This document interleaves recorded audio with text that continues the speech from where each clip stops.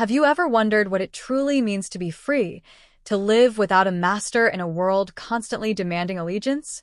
Imagine a man, towering at 6 feet 5 inches, who wandered through life unbound by convention, owned by no one, yet deeply connected to everyone he met. He wasn't a slave to chains, but to the very essence of his own untamed spirit. What kind of impact does such a life leave? Join us as we uncover the extraordinary tale of a legendary figure who redefined freedom and connection, and discover what his story reveals about the masters we all unknowingly serve. In a world woven with countless threads of obligation and ownership, there existed a legend whispered in hushed tones across dusty roads and bustling markets. It spoke of a man, an imposing figure who stood an impressive 6 feet and 5 inches tall, whose shadow seemed to stretch longer than any other under the setting sun.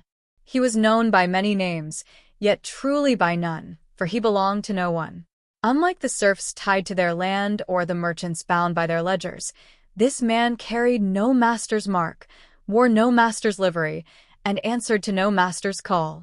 His very existence was a quiet rebellion, a stark contrast to the structured lives around him. People would point, speculate, and wonder, their eyes following his broad frame as he moved with an unhurried grace. He was an anomaly, a living question mark in a society obsessed with hierarchy and control. His gaze was deep, thoughtful, reflecting perhaps the vast, unburdened landscapes he traversed. He was a canvas onto which others projected their fears of freedom and their longing for escape. His journey began not with a grand declaration, but with a simple, profound act of choosing his own path, day after day, without external dictate. This absence of a master was not a privilege granted, but a state of being fiercely maintained. It meant he bore no responsibilities to a lord, no debts to a patron, and no allegiances to a guild. He carried only what he needed: a worn satchel, a staff carved from resilient wood, and an unwavering self-reliance. When others toiled in fields or hammered metal in workshops, he might be found observing the flight of a hawk or studying the intricate patterns of a spider's web, his mind seemingly miles away from the mundane demands of daily life. This wasn't idleness. It was a different form of engagement, a deep communion with the world around him, unmediated by the pressures of productivity or profit. His hands, though large and strong, showed no signs of servitude, no calluses from a master's specific trade. Instead, they told a story of varied experience, of shaping clay by a riverbank, of mending a broken fence for a grateful widow, of tending a small garden patch for a brief season before moving on. He existed in the spaces between, a living testament to the possibility of a life unyoked, carving out an existence defined by his own internal compass rather than any external command.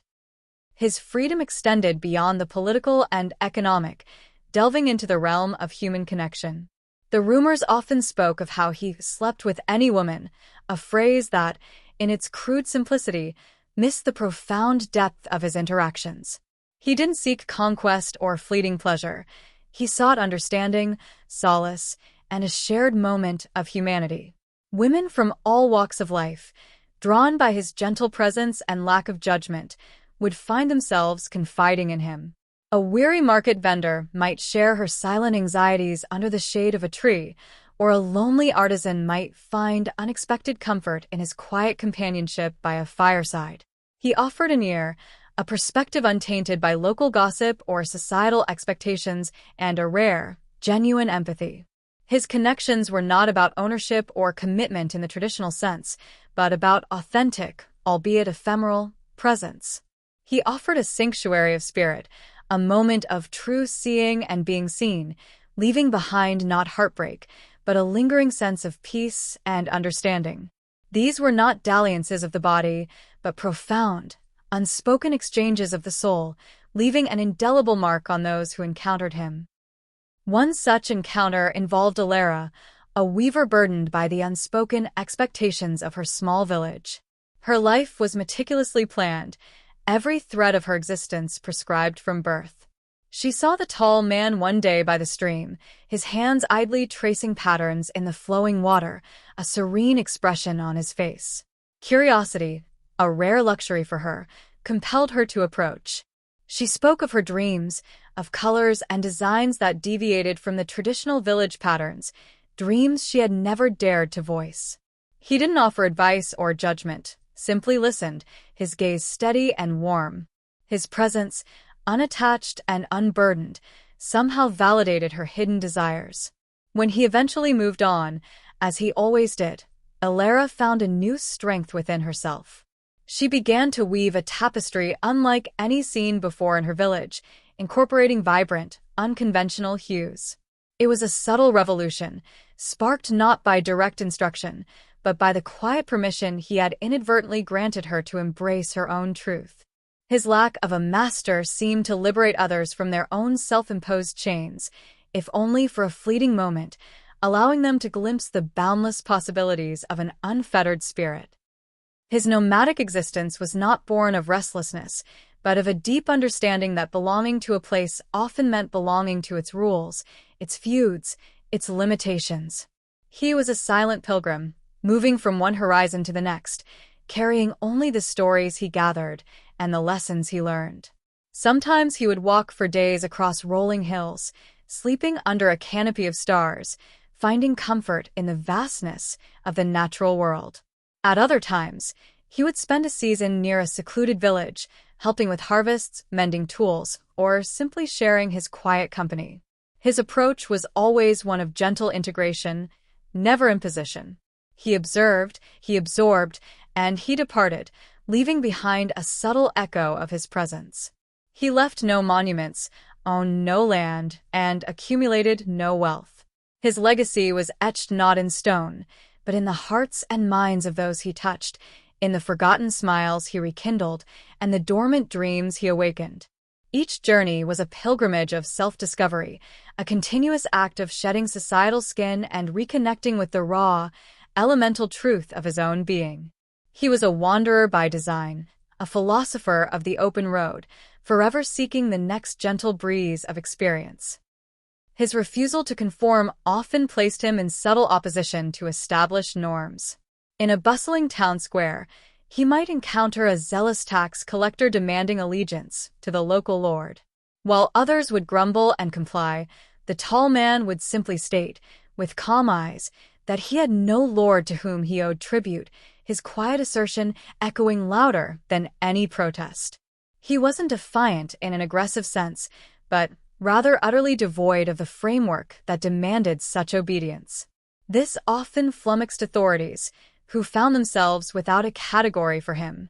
He couldn't be punished for insubordination if he was never considered part of their system to begin with. His actions were never intended to provoke, but merely to reflect his inherent state of being.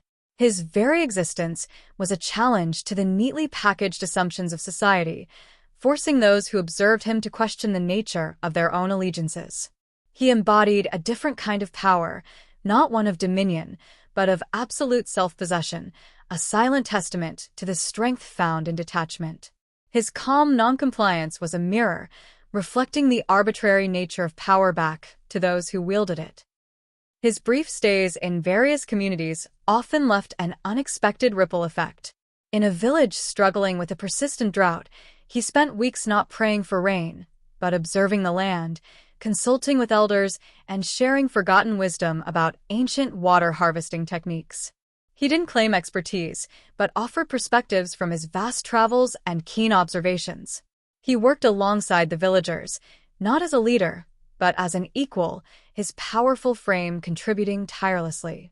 His quiet diligence inspired others, and his unconventional ideas, once considered radical, slowly took root. The drought didn't break overnight, but a renewed sense of hope and collective agency blossomed. When he finally moved on, the villagers didn't mourn his departure as a loss, but celebrated his memory as a catalyst. They realized he hadn't solved their problems for them, but had shown them how to tap into their own dormant strength and ingenuity. He was a temporary guardian of potential, always leaving behind a stronger, more self-reliant community than he found, a living seed of change planted in the fertile soil of collective effort. His brief stays in various communities often left an unexpected ripple effect. In a village struggling with a persistent drought, he spent weeks not praying for rain, but observing the land, consulting with elders, and sharing forgotten wisdom about ancient water harvesting techniques. He didn't claim expertise, but offered perspectives from his vast travels and keen observations. He worked alongside the villagers, not as a leader, but as an equal, his powerful frame contributing tirelessly. His quiet diligence inspired others, and his unconventional ideas, once considered radical, slowly took root.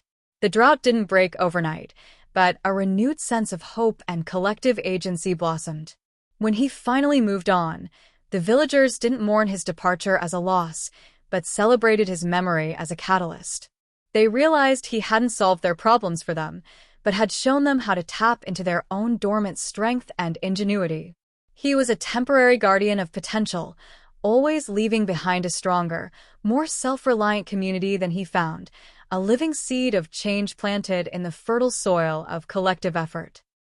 Yet, such an enigmatic existence inevitably spawned misunderstandings and legends. Some called him a rogue, a vagabond avoiding honest labor.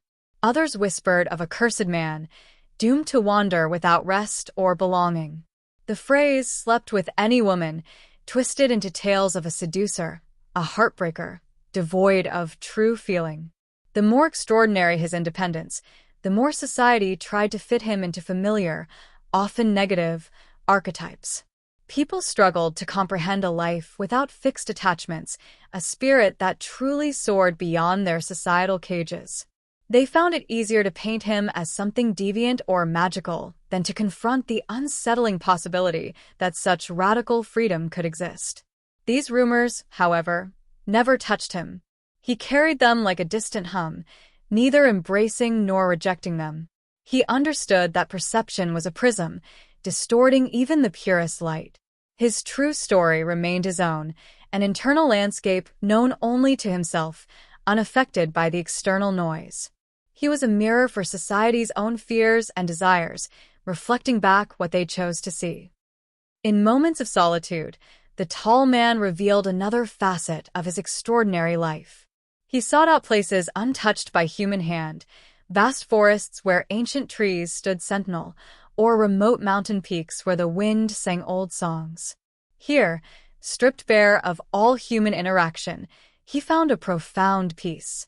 He would sit for hours, his imposing frame blending into the natural contours of the earth, observing the delicate dance of ecosystems, the slow, relentless march of time. These were not moments of loneliness, but of deep self-communion, recharging his spirit. It was in these quiet retreats that he confronted the true meaning of his masterless existence. He was a slave only to the relentless curiosity of his own mind, to the insistent pull of the horizon, and to an unshakable commitment to his personal truth. His strength wasn't just physical, but an inner resilience forged in the crucible of self-awareness. He was a monument to introspection, a living embodiment of the fact that true freedom often requires a profound inner journey, a constant reevaluation of one's own chains and liberties. His connections were not always with those seeking solace. Sometimes, he encountered fellow wanderers, dreamers, or even hardened skeptics, and with each, he formed a unique, albeit temporary, bond. There was the grizzled scholar, exiled for his unorthodox theories, whom the tall man met by a forgotten ruin. They spent days exchanging ideas, the scholar marveling at the tall man's intuitive understanding of complex philosophies, untainted by formal education. He became a sounding board, a living archive of human experience that enriched the scholar's abstract theories with practical, lived wisdom. Their bond was one of intellectual kinship, a shared pursuit of truth beyond the confines of established thought. The scholar, initially cynical, found himself softened by the tall man's gentle wisdom, realizing that knowledge could bloom in the unlikeliest of places. The tall man offered no answers, only deeper questions, prompting the scholar to re-examine his own assumptions and prejudices. This was another form of sleeping, a profound merging of minds, a temporary intertwining of journeys that enriched both souls without ever seeking to possess or confine the other. It was a testament to his boundless capacity for connection, adapting to the needs of each unique individual he encountered. As seasons turned and years passed, the legend of the tall, masterless man grew, taking on new dimensions with each retelling. Those who had met him often reflected on the profound impact he had on their lives. Alara, the weaver, became renowned for her innovative tapestries, forever grateful for the quiet spark he had ignited. The drought-stricken village flourished, their water systems a testament to his practical insights and their rekindled spirit. The exiled scholar published a groundbreaking treatise, citing an unnamed wanderer as his muse and intellectual companion. These individuals, once bound by various masters, societal expectations, fear, dogma, found themselves liberated by the memory of a man who owned nothing, yet possessed everything, true freedom. His life became a living parable, a gentle reminder that one could forge a path beyond the conventional, that true strength lay not in dominance, but in self-sovereignty, and that the richest connections often transcended the boundaries of ownership or expectation. His story was a quiet challenge to the very fabric of their structured world. He never settled, never built a home, never claimed a plot of land. His only home was the open road, his only master the boundless horizon. One crisp morning, as the first rays of dawn painted the sky in hues of gold and rose, he was seen walking away from a small coastal town, his tall frame silhouetted against the vast expanse of the sea. His pace was unhurried, his posture resolute. He didn't look back. The footprints he left in the sand would soon be washed away by the tide, but the prints he left on the human spirit endured. He was a perpetual seeker, forever journeying towards new experiences, new connections, new understandings. His story wasn't one of a destination reached, but of a journey eternally embraced. He remained the legend, the 6 feet 5 inches story slave, who had no master and whose boundless spirit touched many, leaving a legacy of quiet freedom, profound connection, and the enduring challenge to live truly, authentically, and unbound. His journey continues, a timeless whisper of possibility in a world yearning for liberation.